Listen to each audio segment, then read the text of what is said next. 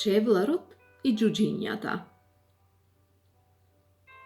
Си беше еднаш еден чевлар кој беше толку сиромашен што имаше доволно кожа колку да направи само еден чифт чевли.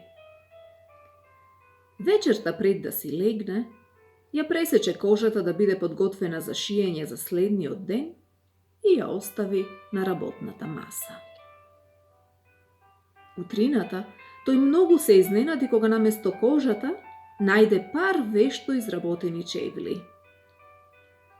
Набрзо дојде еден муштерија и толку многу се воодушеви од врвната изработка, што плати убави пари за нив.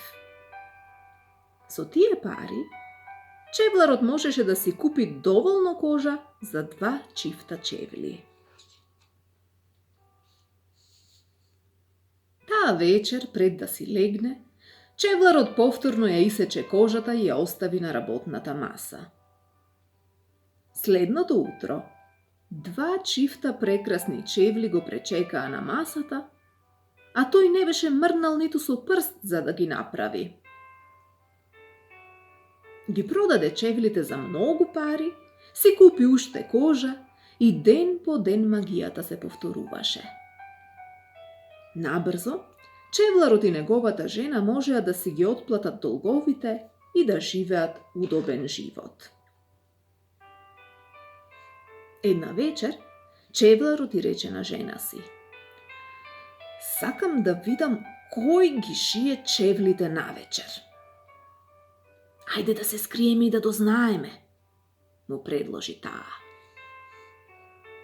И така, се скрија и чекаа, а на полноќ видоа 2 мали човечиња облечени само по гаки, како се качија на работната маса и почнаа да ја дупчат, да ја шијат и да ја лепат кожата со нивните брзи рачиња. Пред изгреј сонце, чевлите беа готови, а 2 џуџиња си заминаа задоволни. "Сиротите тие немаат ни чевли, ни алишта. Што велиш да им скроиме?" предложи чевларовата жена. "По сето она што го направија за нас, им го должиме тоа", и одговори тој. И така чевларот и жена му се фатија за работа. Таа искрои 2 пара панталончиња, 2 кошулчиња и палтенца, а тој направи 2 чифта чевлички токму како за малите стапала на џуџињата. Потоа ги оставија нивните дарови на работната маса и се скрија во аголот затоа што беа љубопитни да ја видат реакцијата на џуџињата. На полноќ, како што беше вообичаено, се појавија џуџињата. Кога ги видоа чевлите и алиштата скроени како померка за нив, беа толку среќни што направија неколку салта. Веднаш ги пробаа и видоа дека им одговараат совршено.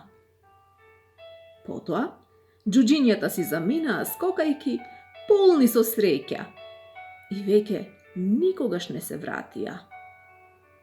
Но чевларот и неговата жена, кои веќе никогаш не беа сиромашни, им беа благодарни до крајот на нивните животи.